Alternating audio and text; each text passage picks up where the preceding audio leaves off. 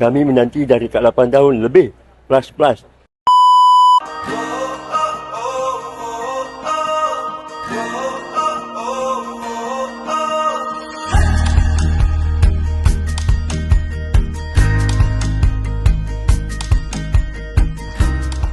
Kami menanti dari kat 8 tahun lebih.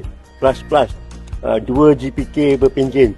Saya daripada GPK Koku PKM keluar masuk balik sebagai pengetua akhirnya. Bukan kami sebenarnya sangat menantikan. Sebenarnya yang sangat menantikan ni anak-anak murid kami. Sebab mereka memang tak boleh, kata orang tak boleh buka mata bagi-bagi. 8.30 dah tak boleh buka mata tengok kami di pimpinan. Kami ke depan, kami membelakangkan mentari.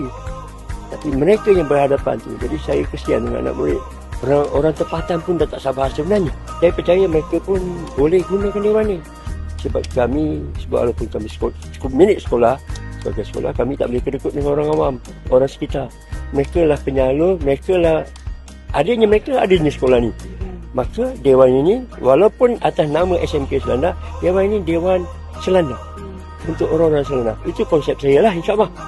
Saya ucapkan terima kasih lah daripada YB Datuk, sehinggalah kepada pegawai-pegawai peringkat Jabatan BPD yang membantu menjayakan sehingga akhirnya kami dapat.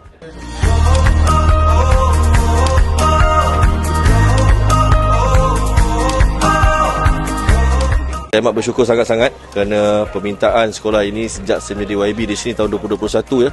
Bila kali pertama datang bulan 1 2022, mereka telah mengutarakan bahawa memerlukan sebuah dewan terbuka dan akhirnya hari terbukti.